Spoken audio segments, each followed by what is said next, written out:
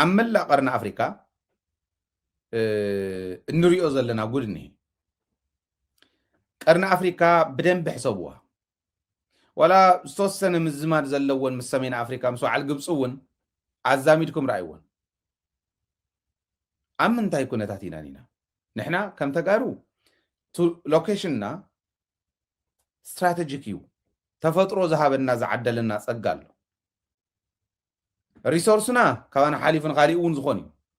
حفات مينا من محدار ساعة نمبر هفت تفطرو زي بلو تكنولوجيا تاعتاتي خاص راح زغل هفت زي بلو عدي كنا اتزني كنا تاتجن كن آليو انت زي كيلنا استوعلنا انت زي رينا يو طعم خبيري حس متأثر رايو كوينات عب تقرأي إني تقرأي ما أخذ زجبرة كوينات إني عمونغو إثيوبيان إرتران زغير كوينات إني عفار ما أخذ زجبرة تقرأي ما أخذ زجبرة محرم ما أخذ زجبرة خون إزيني إزيجن حجي تنهنا طرح أي من تناي السودان طرح تكون تنهنا ون بروكسي تور كوينات بروكسي ووري بروكسي أكتر سيو أبي أحمد وعلو حدا أولنا بروكسي أكتري من يوم تمسبوانا يونايتد عرب إميريتس أب إثيوبيا زلوا دليت أب تግራይ زلوا دليت أب سودان زلوا دليت أب عفار إرترا زلوا دليت أب بحر إرترا عسب زلوا دليت እዚኣቶም ማእኸል ዝገበሩ ጉያኒ ሳብ ዓለት ሃገር ንሳ ኢትዮጵያ ሒዛ እያ ትኸድ ዘላ ዓባይ ሃገር ብዙሕ ህዝቢ ዘለዋ ብዙሕ ህዝቢ ክትግብር ትኽእል ናብ ኩናት ኢትዮጵያ ስለ ዝኾነት ንዓይዛ ትኸደላ ሰፋሕ እውን ስለ ዝኾነ ዩናይትድ ዓረብ ኤሚሬትስ ጥራሕ ተይኮነ ኬንያ እውን ናብኡ ተሓዊሳቶ ኣላ ኣብ መንጎ ኬንያን ኢትዮጵያን ዘሎ ኣፈላላይ ኣሎ ኬንያ ንምንታይ እያ ንዳጋሎ ትድግፍ ንምንታይ እያ ኢትዮጵያ ትድግፍ ሕዚ ኣብቲ ናይ ዳጋሎ መስመር ዘለዋ ዩናይትድ ዓረብ ኤሚሬትስ ኢትዮጵያ ኬንያ ቻድ እውን ኣላ ቻድ ሕዚ ዳጋሎ ብዘለዎ ብዳርፉር ወገን ምስ ሱዳን ትዳወ ስለ ዝኾነት ናይዘን ሃገራት እዚአን ፍላይ ናይ ኢትዮጵያ ሰራዊት ንዳጋሎ ክሕግዝ ይኸድ ከም ዘሎ ኣብ ዝሓለፈ ገሊፅና ነርና ጥምረተን እዙይ ዝኣክል ንብረት ዝሕገዝ ብቻድ ኣቢሉ ዩናይትድ ዓረብ ኤሚሬትስ እውን ትሕግዝ ኬንያ እውን ኢትዮጵያ እውን ዝሕግዝኦ በዚ መንገዲ ጥምረተን እዙይ ሕሰብዎ ካብ ዩናይትድ ዓረብ ኤሚሬትስ ናብ ኢትዮጵያ ናብ ኬንያ ንቻድ ካብኡ ፍርቂ ሱዳን ኢልኩም ፍርቂ እኳ ኣይኮነን ሕዚ እናተደፈአ እዩ ዳጋሎ ዘለዎ ኢልኩም ሕሰብዎ በቲ ሓደ ገፅ ራሻ ዘላቶ ቱርክ ዘላቶ ኢራን ዘላቶ ኤርትራ ግብፂ እውን ዘለዎ ንመንግስቲ ሱዳን ዝሕግዛ ኣለዋ ሕዚ ኣብ ሱዳን ዝኒሄ እውን በተን ቅድም ኢለ ዝገለፅክዎን ናይ ዳጋሎ ደገፍትን ናይ ኣልቡርሃን ደገፍትን ተባሂሉ ክልቲኦም ዘዋግኦም ኬዝ ስለ ዘሎ ይኮነን ሃገሮም እዮም ዘጥፍኡ ዘለው ህዝቦም እዮም ዘጥፍኡ ዘለው ሃፍቶም እዮም ዘጥፍኡ ዘለው ግዜኦም ናይ ባዕሎም ሂወቶም እውን እዮም ዘጥፍኡ ዘለው ተን ኣክተራት በዓል መን እየን ራሻ ንምንታይ እያ ኣብ ሱዳን ክንዶ ዝኣክል ድጋፍ ትገብር መንግስቲ ሱዳን ወደብ ኣልበሽር እውን ዝፈረመላ ናይ ባሕሪ ሰብመሪን ዝበሃላ ናብኡ ክሎዝ ቱ ፖርት ሱዳን ክኾና ማእኸለ ነብኡ ክገብራ ሕቶ ቅሪባ ነይራ ሪሰንትሊ ትሕቶ ግን ናይ ምሕዳስ ሕቶ እምበር ተዋሂባቶ ዝነበረት ከም ምዃና ብኣልበሽር ግዜ እያ ገሊፃ በዓል ኢራን በዓል ቱርኪ ናይ ራሻ ኣላይስ እየን ግብፂ ንሱዳን ክትሕግዝ ናይ ግድን እዩ ንመንግስቲ ሱዳን ክትሕግዝ ናይ ግድን እዩ ምክንያቱ ዳጋሎ ምስ ኢትዮጵያ እዩ ኦኬ ምስ ኢትዮጵያ ዝሓብር ሓይሊ ኣብ ሱዳን ምስ ዝህሉ ግብፂ ኣብቲ ዳም ኮነ ካልኦት ዘለዋ ኢምፓክት እንዳሓሰረ እዩ ዝኸይድ እንዳወደቀ እዩ ዝኸይድ ዙር ኢልኩም ግብፂ ጥራሕታ ይኮነ ሶማልያ ከዓ ፈተና ኣላታ ንኢትዮጵያ ኣብቱ ማለት ላንጋ ላንጋ ኮይና እያ ትኸድ ብርግፅ ግን ናይ ግብፂ ናይ ኤርትራ ኣላይ ምዃና ፍሉጥ እዩ ኤርትራ ንሱዳን ትሕግዘሉ ምንም ካሊእ ሕቶ የብላን ዳጋሎ ምስ ኢትዮጵያ እዩ ንዳጋሎ እንተደጊፋ ኢትዮጵያ እትበልዓ ዓዲ ስለ ዝኾነት ንባዕላ እውን ኣደዳ በላዒ እያ ትኸውን ሕልኽልኽ ዝበለ ፕሮክሲ ድራማ ዝስራሓሉ ናይ ፕሮክሲ ኣክቲንግ ዝኒሄዎ እቶም ኣክተራት ፕሮክሲ ኣክተርስ ኮይኖም ብንዮ ኮይኖም ብሪሞት ኮንትሮል ዘጋጥምዎም ከምዚ ትርእይዎ ዘለኹም ሪጅናል ዝኾነ ቀውሲ ዝፍጠር ዘሎ ናይዚ መድሓኒቱ ሪጅናል ፅምዶ ምፍጣር እዩ ኢለ እየ ዝኣምን እቲ ፅምዶ ናሕዚ ኣብ መንጎ ትግራይን ኤርትራን ኣሎ ኣብ ዝሓለፈ እውን ትግራይን ኤርትራን ሱዳንን ኣብ ሱዳን ዝተገበረ ፅምዶ ርኢና ኢና ይስፋሕ እተን ብርሑቕ ክንከታተል ኢለን ብማዕዶ ብሪሞት ኮንትሮል ዝቆፃፀሮ ዘለዋ እውን ይእተውኦ ድጋፈን ይሃባ ንሕና እውን ንእተዎ ሪጅናል ፅምዶ ነቲ ሕዚ ዝኸ ዝኒሄ ሪጅናል ቀውሲ መፍትሒ ክኸውን ክእል እዩ ለዚ እንዳስፋሕናዮ ንኽእል ፅምዶ መንጎ ህዝቢ ትግራይን ኤርትራን ኣብ መንጎ ተራኺቦም ከምዚ ገይሮም ዝብል ፅቡቕ ኮይኑ ንሕና ተጋሩን ኤርትራውያንን ምስ ሱዳናውያን ምስ ሶማልያውያን ምስ ኣምሓሩ ምስ ዓፋር ኢትዮጵያን ኣፋራቕካ ምስ ኦሮሞ እውን ናፅነት ዘይደሊ የለን ክብላዕ ክጠፍእ ዝደሊ የለን ስለዚ እንዳሰፍሐ ምስ እቶም ክፃመዱ ዝኽእሉ ንሰላም ፅምዶ ንሰላም ጌርካ በዙይ ምኻድ ይከኣል እዩ እዚኣ ንምግባር ብትግራይ ግን እንታይ እዩ ሰንፈላል ገይሩና እኒሄ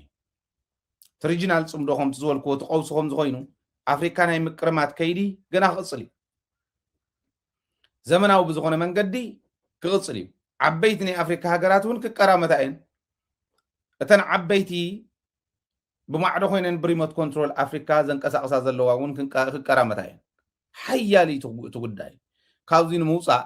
ኣብኡ ተዓሚትና ኣብ ትግራይ ተዓሚትና ንሪኣ ዘለና ፀገም ጥራሕ ኣይኮነትን ፀገም ካብኡ ንላዕሊ ወፂና እውን ክንርኢ ክንክእል ኣለና እሱ ንክንገብር ግን ናይ ውሽጢ ፀገም ምእላይ መጀመርያ ስለ ዘድሊ እዚኣ ንምግባር ሕጊ ምኽባር እያ ናይ መጀመርያ ስቴፕ ሕጊ ምኽባር እያ ትኸውን ሕጊ ይከበር ኣብ ትግራይ ድሕሪኡ መጀመርያ እቲ ናይ ፕሮክሲ ዎር ኣንደርስታንድ ምግባር እዩ ነዚ ንምምላስ በይንኻ ኮንካ ስለ ዘይኮን ሪጅናል እናገበርካዮ ነቲ ፅምዶ ምኻድ እዩ ፅምዶ ክንብል ከለና ግን ሰተት ኢልካ ስኢልካ ናብ ዝኸፈትልካ ሳተት እንዳበልካ ምእታው እንተይኮነ ኣብ ዓርሰ ምርኮሳ ተዓማሚና ኢና ክንኣቱ ዘለና ዓርሰ ምርኮሳ ንምርግጋፅ ኣብ ዓርሰ ምርኮሳና ከይንተኣማመን ዝገብሩና ዘለዉ ማሕለኻታት ምውጋድ እዩ እዚኣ ተውግዳ ሕጊ ምኽባር እያ ንወዲ ገብረ ማርያም ንወዲ ወልደ ማርያም ኢልካ እትገድፎ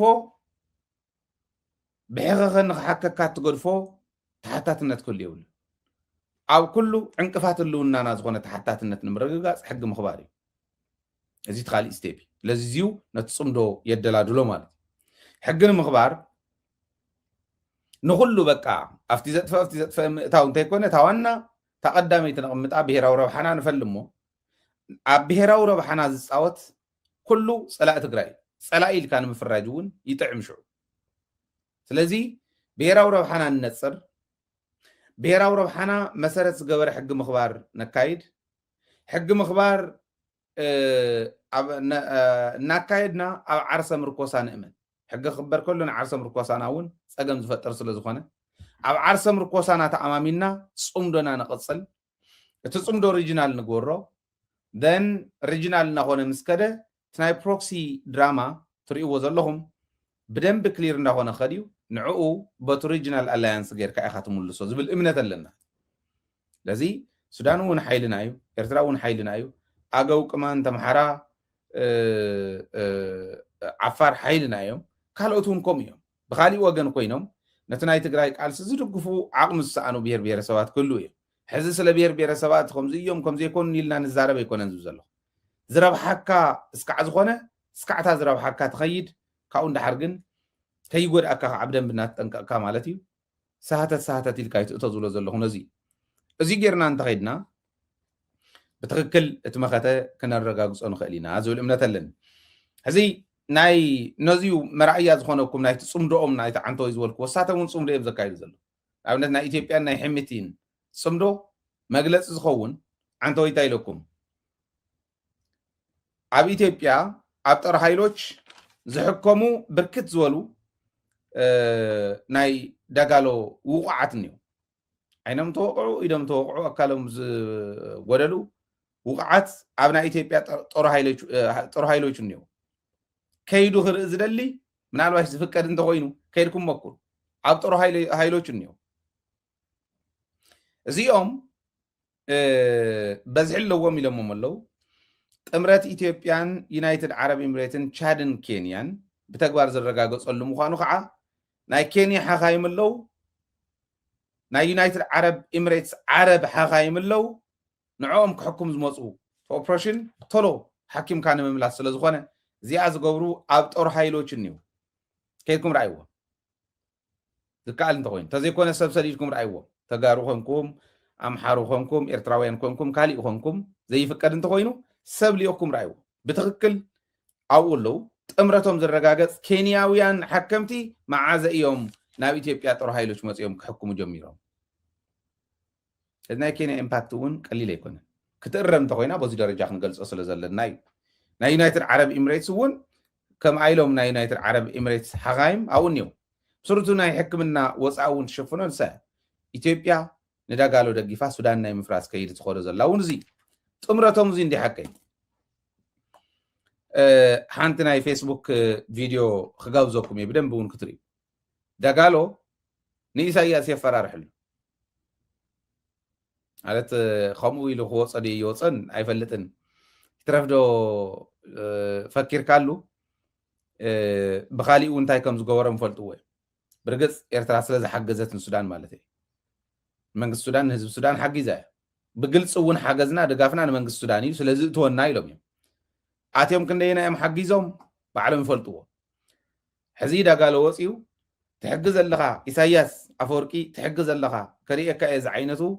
أقومي تلو إساياس جن لمبرز أيوالين دعنا بورت سودان بس يحمس إلهم كنا كم تزرعهم سيوم زولو تام فيسبوك زولت أفوه ون صحفون اللوه نايتهم زولت أفوه صحفيو رايوه السبغات الواقف معاهم ده والله إنه مكتب والله نحن دفار ملوه ورق تبع الجبهة الإسلامية تحرير إريتريا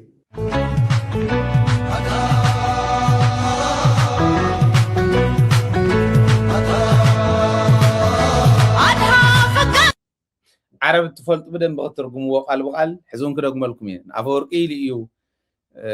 زارب زلوا تمزنا قرني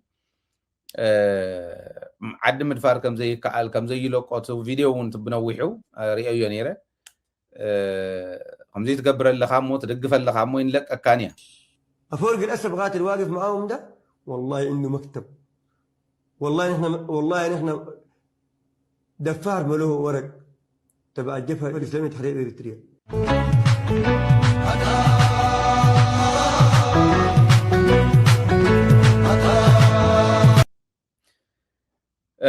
أنا إساياس تعمز قرمن حالنا قرق أمطلق أزي خبر كله قبل على تقرأي تفصمو رسيعي كنا قبل على تقرأي تفصمو كخصو كمزل لوون محتاج يكون قارس إمارة يكون حتى تنتكر رجاجزون محتاج يقارسن هاي له حتى قنعت حتى هزباوي حتى حتى هذا لا opportunity كتملت زي بالله نهزبون كتملت يبلاني ليك على شيء إساس زجرمني تعيز ولا أبي عمل 3 مليون عندي إرترا يفترن يولدن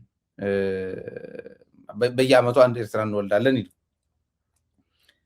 مو كنت تانسوز ولا 3 مليون هزب حيزو نيتيبيا أول 120-130 مليون حيزل لخون نتول زلا عندما كورني بلالو إحنا قناة عندل أنت ما تسيخم قلنا نقدر فوقكم من أديس أبا خاليدو لكم تقصلون كتماتاتون يهلوان إثران تنقيكم إلو نزي حزون بالسودان أو السودان زني هو إدرايو نمنتاي ناو السودان أتوي للزارب كلي أنا ناو السودان نمنتاي أتوي بل تغكل يمكو عاتو يزبل مخنياتي ناي سودان سلام ناي إرترا سلام ناي قدني لازم منقستن هزبن محجاز كان عناي نتتقامي نتمفرسون كو عي حق الزنبر كم زي متاو صقم يقول بغالي من قد عن زربحو محجازو بوليتيكا عدو كم يقرهم زمر حزول مرعي اذا ما علي مرعي ابي سياس ير له مالتي كندينا اذا اكل خمسه سقو ደጋለውን ይዛረበሎ ረገጽ ኢሉ ተወሰነ ናይ ሽፍታ ጉጅለ ኮይኑ ምቕጻለ ይተርፎን ምስዓሩ ግን ይተርፎን ናይ ደጋሎ ሓይሊ ዝብል እምነት ኣለኒ እቲ ጥምረት ምስ ኢትዮጵያ ግን ከምቱ ዝረኣኹሞ ኮይኑ ይቕጽለሎ እዩ ምስ ሱዳን ምስ ህዝብን መንግስትን ሱዳን ምስርሑ ኢሳያስ ግን ብትክክል ሕጂ ውንቱ ዝነበሮም ዝረረበ ፖርት ሱዳን ጣዕም ብሱል ከም ዝነበረ ክልቲአን ሃገራት ናይ ምጽማድ ክልቲአን ሃገራት ሓቢረን ተደጋጊፈን ናይ ምኻድ ብኢኮኖሚ ብሚሊተሪ ብኻልኦት ተጻሚድካ ናይ ምኻድ ከም ዝነበረቱ ዲስከሽኖም ቢቢሲ እውን ኣውፅይዎ ኣሎ ፀኒሕና እውን ንበይኑ ክነምፅኦ ኢና ብዜና መልክዑ ማለት እዩ